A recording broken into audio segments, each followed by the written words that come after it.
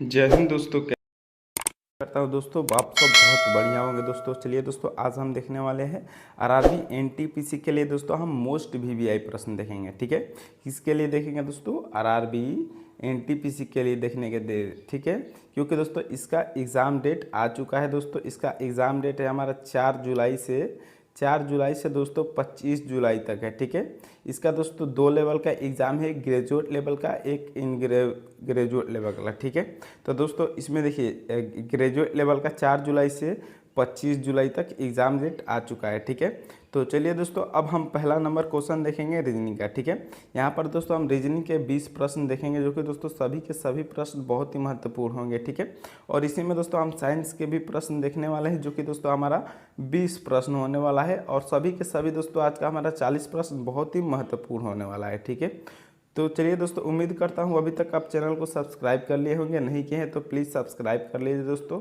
चलिए अब पहला नंबर प्रश्न स्टार्ट करते हैं। ठीक है, अब एक नंबर प्रश्न में दोस्तों पूछ रहा है कि नीचे दिए गए विकल्पों में से संबंधित संख्या को चुनिए। ठीक है, यहाँ पर क्या करना है दोस्तों, हमको संबंधित संख्या को चुनना है। एल अनुपात 100 है, फिर एम अनुपात दोस्तों क्या होगा हमको बताना है। ठीक है, चलिए अब देख लेते हैं। सबसे पहले दोस्तों देखेंगे कि एल अनुपात 100 कैसे है। ठीक है, तो देखिए एल दोस्तों हमारा अक्षर है, तो एल कितने नंबर पे आता है दोस्तों अक्षर हमारा?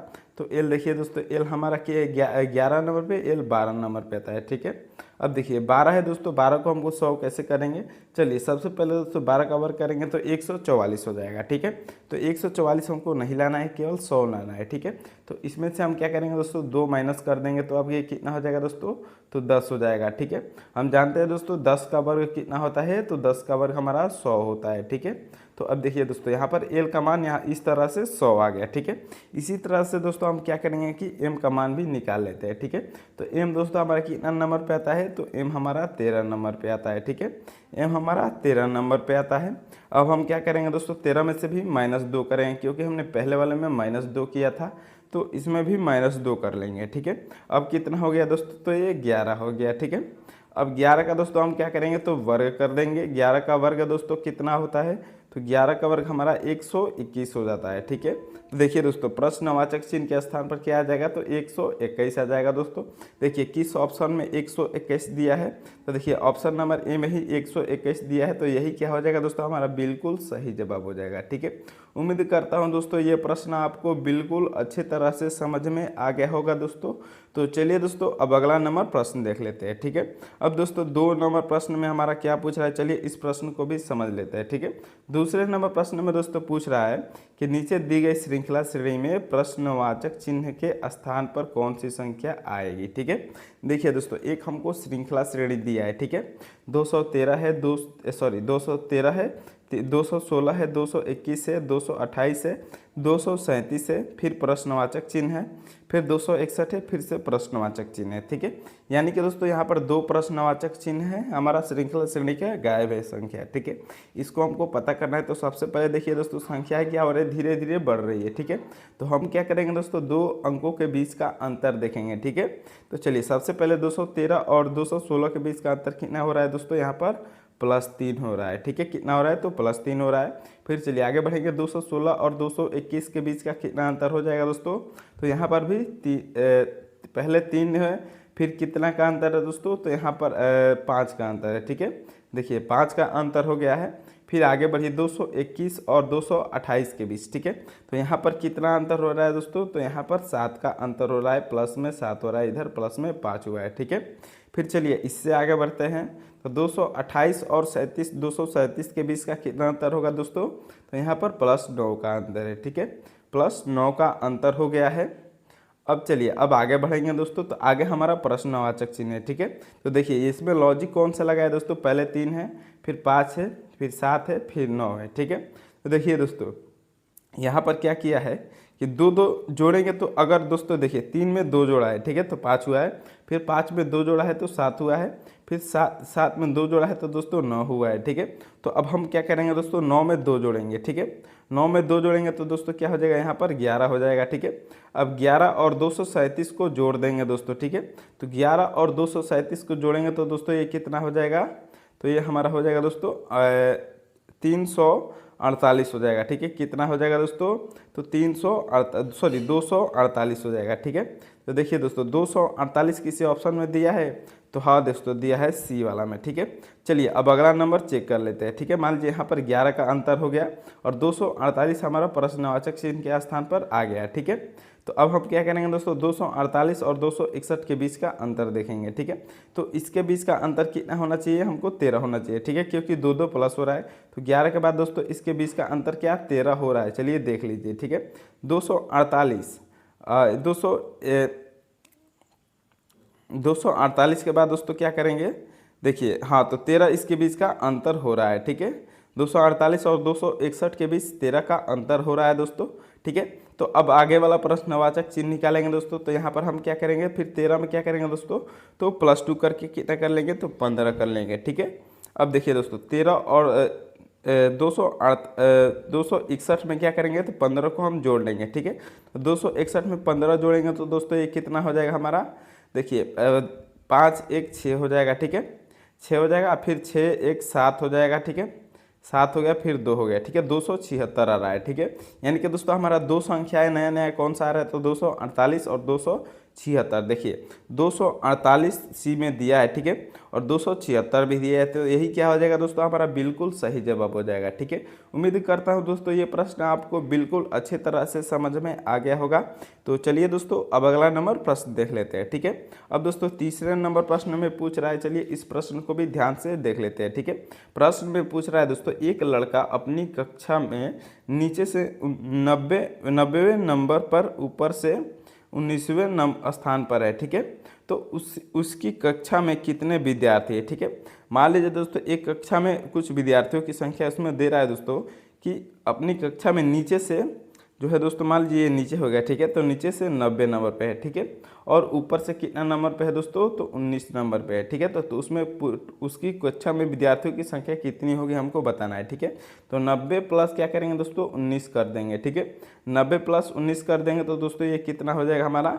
तो 109 हो जाएगा। ठीक है, 109 हो जाएगा दोस्तों। अब क्या करेंगे दोस्तों? इसमें से एक माइनस कर लेंगे। ठीक है, एक माइनस क्यों करेंगे दोस्तों? क्योंकि ऊपर से नीचे से 90 था। ठीक है, नीचे से 90 था और ये ऊपर से 19वें नंबर पे था। ठीक है, तो दोस्तों एक ही संख्या को दो बार रिपीट किया गया है, ठीक, इसलिए दोस्तों एक माइनस करेंगे। ठीक है, तो 109 में से दोस्तों एक घटा लेंगे तो कितना हो जाएगा? 108 हो जाएगा। ठीक है, अब 108 देखिए दोस्तों किस ऑप्शन में दिया है? तो ऑप्शन नंबर सी में दिया है दोस्तों। यही क्या हो जाएगा? हमारा बिल्कुल सही जवाब हो जाएगा। ठीक है, उम्मीद करता हूँ दोस्तों ये प्रश्न आपको बिल्कुल अच्छी तरह से समझ में आ गया होगा। तो चलिए दोस्तों अब अगला नंबर प्रश्न देख लेते हैं। ठीक है, अब दोस्तों 4 नंबर प्रश्न जो है, 4 नंबर प्रश्न में क्या पूछ रहा है इस प्रश्न को भी देख लीजिए। ठीक है, प्रश्न में पूछ रहा है दोस्तों, यदि संख्या 25 86 37 3 में प्रत्येक विषम अंक है। ठीक है, प्रत्येक जो है दोस्तों विषम अंक है में 2 जोड़ा जाए और प्रत्येक सम संख्या में 1 घटाया जाए तो इस प्रकार बनने वाली नई संख्या में निम्नलिखित में से कौन सा अंक बाएं से तीसरे स्थान पर आएगा। ठीक है, चलिए हम क्या करेंगे दोस्तों? पहले इस संख्या को नीचे लिख लेते हैं। ठीक है, पहले 2 दिया है, फिर 5 दिया है, फिर 8 दिया है, फिर 6 दिया है, फिर 4 दिया है, फिर 7 दिया है, फिर 3 दिया है। ठीक है, अब क्या बोल रहा है दोस्तों इसमें कि प्रत्येक विषम अंक में 2 जोड़ा जाए। ठीक है, तो देखिए दोस्तों इसमें विषम अंक दोस्तों जो भी है उसमें हम क्या करेंगे दोस्तों? 2 जोड़ेंगे। ठीक है, तो देखिए पहले हमारा 5 विषम है, फिर यहाँ पर 7 विषम है, फिर 3 विषम है दोस्तों। ठीक है, तो हम क्या करेंगे दोस्तों? इसमें 2 प्लस कर देंगे। ठीक है, इन सभी विषम संख्याओं में दोस्तों 2 प्लस कर देंगे। तो देखिए ये हमारा कैसे संख्या बन जाएगा दोस्तों? 5 में 2 प्लस करेंगे 7 हो जाएगा, फिर 7 में 2 प्लस करेंगे 9 हो जाएगा, 3 में 2 प्लस करेंगे तो 5 हो जाएगा। ठीक है, अब इसके बीच में एक संख्या बचा है, तो देखिए अब क्या बोला है? 2 जोड़ा जाए और प्रत्येक सम अंक में 1 घटाया जाए। ठीक है, तो देखिए पहला वाला में 1 में से माइनस करेंगे दोस्तों, 2 में से -1 करेंगे तो 1 हो जाएगा। ठीक है, फिर देखिए 8 में से -1 करेंगे यहाँ पर भी तो कितना हो जाएगा दोस्तों? 7 हो जाएगा। फिर 6 में से दोस्तों -1 करेंगे तो कितना हो जाएगा? ये तो 5 हो जाएगा। ठीक है, फिर 4 में से -1 करेंगे तो 3 हो जाएगा।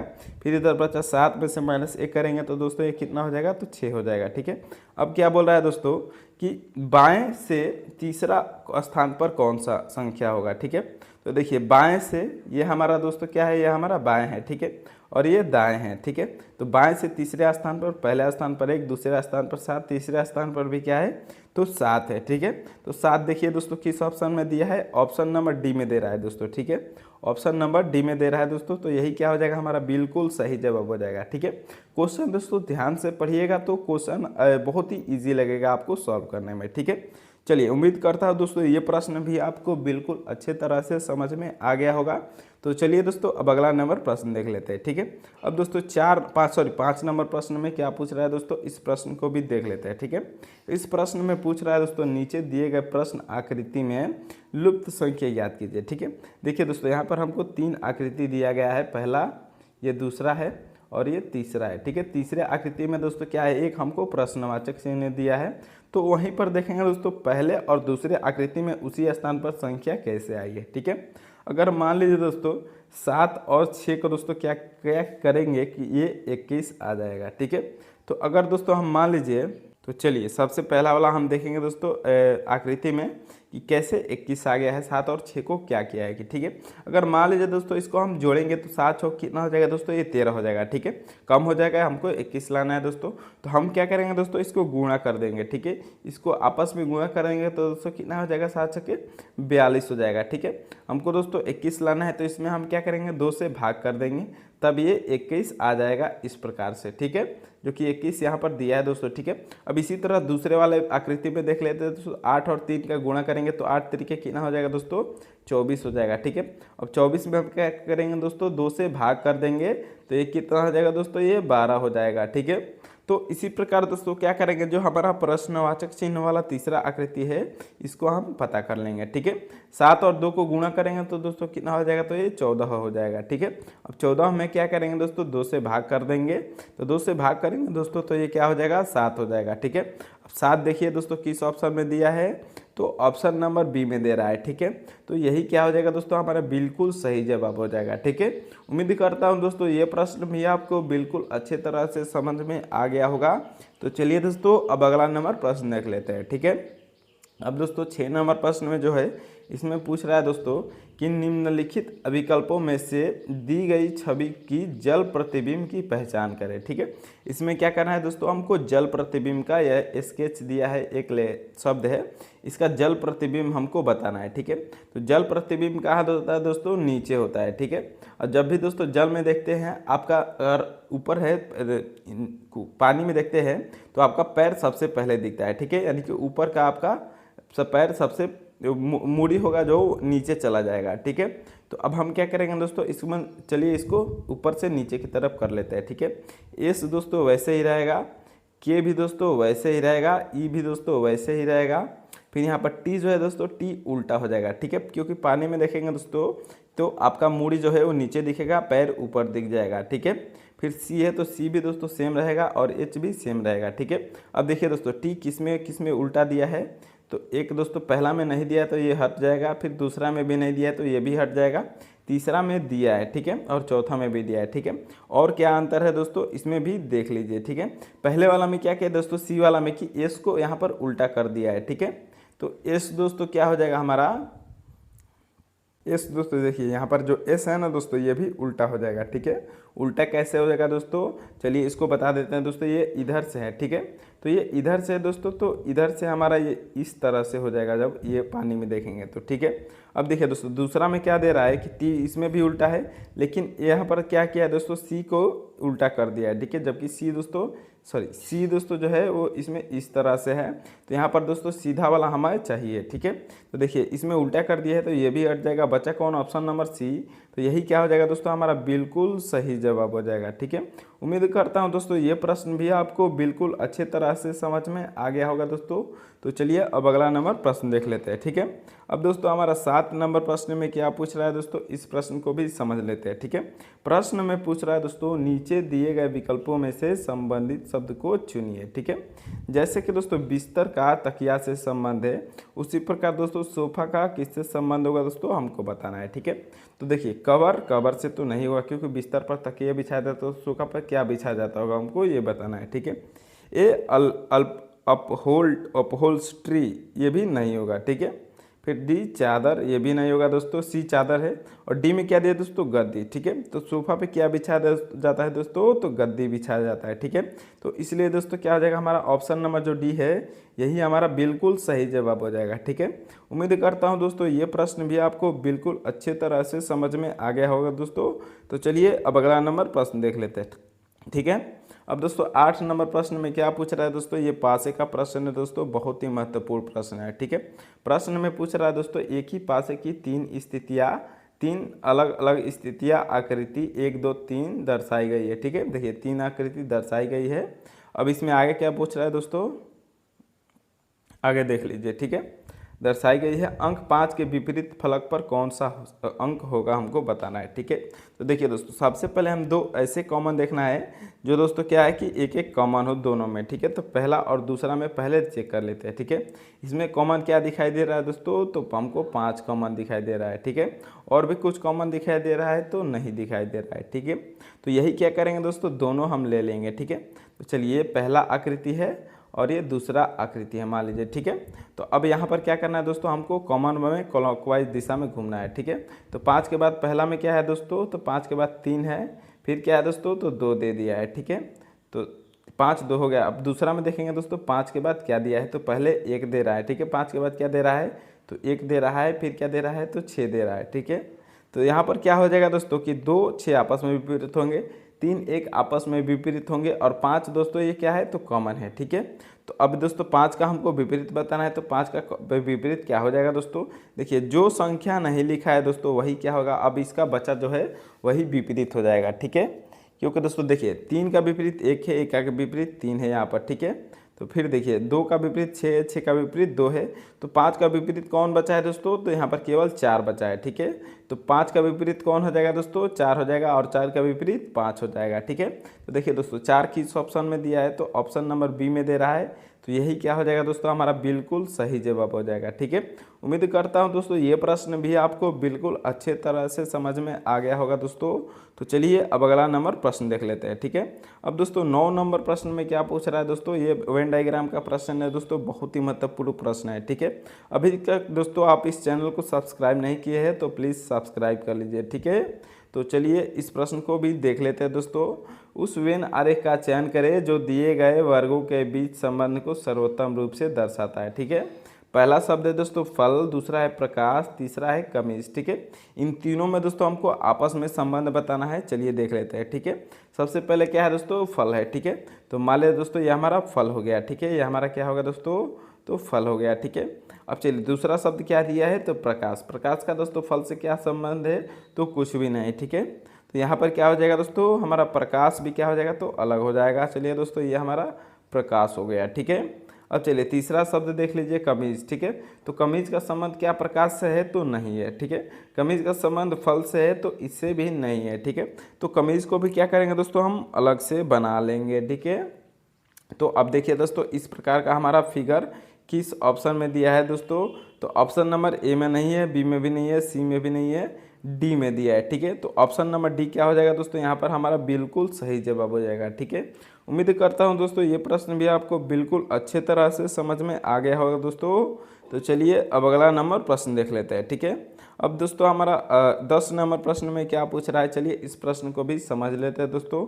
10 नंबर प्रश्न में दोस्तों पूछ रहा है कि विकल्पों में से उस आकृति की पहचान करें जिससे प्रश्न चिन्ह व के स्थान पर रखे जाने पर श्रृंखला तार्किक रूप से पूर्ण हो जाएगी। ठीक है, यहाँ पर दोस्तों प्रश्नवाचक चिन्ह दिया है, यहाँ पर कौन सा दोस्तों हमारा चारों ऑप्शन में से सही होगा हमको बताना है। ठीक है, चलिए देख लेते हैं दोस्तों कौन सा होगा। देखिए पहला वाला फिगर में क्या किया है दोस्तों, एक हमारा ये मान लीजिए 0 है जो 1 है। ठीक है, फिर दूसरा में क्या है 2 0 दिया है, फिर तीसरा में दोस्तों क्या दिया है, तो 3 0 दे दिया है। ठीक है, तो अगले वाला में क्या हो जाएगा दोस्तों, यहाँ पर 4 0 हो जाएगा। ठीक है, कितना 0 होगा दोस्तों, तो 4 0 हो जाएगा। देखिए सबसे पहले 4 0 किस किस ऑप्शन में दिया है, ए में दिया है, बी में दिया है, सी में भी दिया है। ठीक है, और डी में भी दिया है दोस्तों। ठीक है, तो चारों 0 क्या हो जाएगा दोस्तों, इसी लाइन में हमको होना चाहिए। ठीक है, क्योंकि पहले वाले लाइन में ही सभी में 0 दे रहा है, तो यहीं पर हमारा चारों 0 होना चाहिए।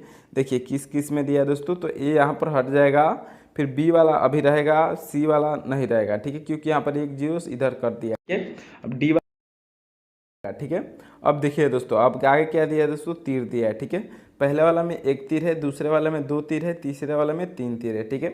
और सभी तीर क्या है दोस्तों, ऊपर की तरफ है, ठीक है। तो अब देखिए दोस्तों, जो जो बचा है उसमें ऊपर की तरफ तीर कौन है दोस्तों, बी और डी बचा है। तो बी वाला दोस्तों क्या हो जाएगा, हमारा हट जाएगा, क्योंकि इसका तीर दोस्तों दाएँ बाएँ है, ठीक है। अब दोस्तों ऊपर वाला कौन है, तो डी है, ठीक है। तो ऑप्शन नंबर डी क्या हो जाएगा दोस्तों, यहाँ पर हमारा बिल्कुल सही जवाब हो जाएगा, ठीक है। ऑप्शन नंबर डी इसमें हमारा बिल्कुल सही जवाब है दोस्तों। तो उम्मीद कर बिल्कुल अच्छे तरह से समझ में आ गया होगा दोस्तों। तो चलिए अब अगला नंबर प्रश्न देख लेते हैं, ठीक है। अब दोस्तों 11 नंबर प्रश्न में क्या पूछ रहा है, इस प्रश्न को भी चलिए समझ लेते हैं दोस्तों। तो 11 नंबर प्रश्न में दोस्तों पूछ रहा है, निम्नलिखित समीकरण को सही बनाने के लिए दो संकेतों की अलग अदल बदली करनी पड़ेगी। तो दोस्तों इसमें से कौन सी संख्या को कौन सी चिन्ह को अदल बदली करनी पड़ेगी इस समीकरण को सॉल्व करने के लिए, चलिए देख लेते हैं, ठीक है। सबसे पहले ए वाला हम लेंगे, ठीक है। प्लस को माइनस करेंगे और माइनस को प्लस कर लेंगे, ठीक है। तो चलिए 5 प्लस है तो क्या करेंगे, यहाँ पर -3 कर देंगे।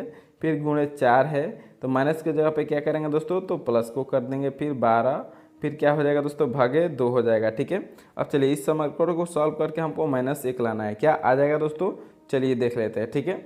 अब क्या करेंगे दोस्तों, 5 में से पहले भाग कर लेंगे, ठीक है। तो 2 से भाग करेंगे 12 में तो कितना हो जाएगा दोस्तों, 6 हो जाएगा, ठीक है। अब चलिए इसको सॉल्व कर लेते हैं, 5 -3 है, ठीक है। तो 4 थे यहाँ पर गुणा कर लेंगे, ठीक है। तो कितना हो जाएगा दोस्तों, -12 हो जाएगा। फिर प्लस में कितना हो जाएगा दोस्तों, तो 6 हो जाएगा, ठीक है। अब देखिए दोस्तों 6 और 5 को जोड़ देंगे, ठीक है, क्योंकि ये प्लस है। तो 6 5 कितना हो जाएगा दोस्तों, 11 हो जाएगा और -12 हो जाएगा, ठीक है।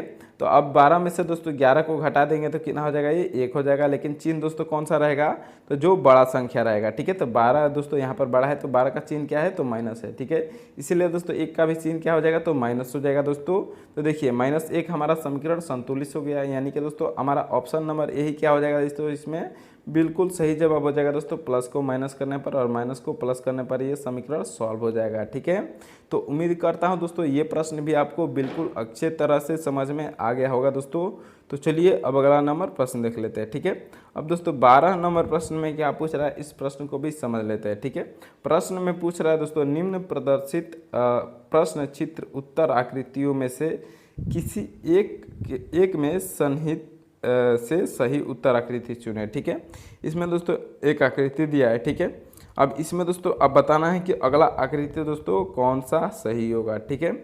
क्या बोला है दोस्तों कि निम्नलिखित प्रदर्शित प्रश्न चित्र उत्तर आकृतियों में से किसी एक में प्रश्न चिन्हित से है, ठीक है। मानिए ये किसी आकृति में 4 ऑप्शन दिया है, तो किसी आकृति में दिया है तो दोस्तों इसको हमको चिन्हित करना है कि किस आकृति में दोस्तों ये सही उत्तर हो जाएगा, ठीक है। तो चलिए इसको भी देख लेते हैं, ठीक है। तो देखिए दोस्तों यहाँ पर हमको क्या करना है कि सेम ऐसा ही हमको किसी में आकृति में देखना है कि किस आकृति में ऐसा हमको मिल रहा है, ठीक है। तो क्या दोस्तों पहला में मिला है तो पहला में नहीं मिलेगा, ठीक है। पहला में नहीं मिलेगा, दूसरा में, तो दूसरा में दोस्तों देखिए अगर इसको हम घुमाएंगे दोस्तों तो क्या हो जाएगा दोस्तों, हमारा ये मिल जाएगा इस प्रकार से, ठीक है। इस प्रकार से दोस्तों मिल जाएगा। सी में दोस्तों मिलेगा तो सी में नहीं मिलेगा और डी में भी नहीं मिलेगा, ठीक है। यानी कि दोस्तों इसमें क्या हो जाएगा, हमारा ऑप्शन नंबर जो बी है दोस्तों यही क्या हो जाएगा दोस्तों, हमारा बिल्कुल सही जवाब हो जाएगा, ठीक है। क्योंकि दोस्तों इसमें घुमाने की अनुमति नहीं दिया है, ऐसा नहीं बोला था, इसलिए हम इसको घुमा भी सकते हैं। तो इसलिए ऑप्शन नंबर बी हमारा यहाँ पर बिल्कुल सही जवाब है दोस्तों। तो चलिए दोस्तों वीडियो अच्छा लगे तो लाइक सब्सक्राइब और शेयर जरूर कीजिएगा दोस्तों। बहुत बहुत धन्यवाद दोस्तों फुल वीडियो देखने के लिए। और दोस्तों हमारे व्हाट्सएप ग्रुप से जुड़ जाएगा दोस्तों, ठीक है, क्योंकि उसमें आपको फ्री में PDF दिया जाएगा दोस्तों, ठीक है। व्हाट्सएप ग्रुप से जुड़िएगा तो फ्री में PDF दिया जाएगा दोस्तों GK GS का, ठीक है। चलिए दोस्तों बहुत बहुत धन्यवाद।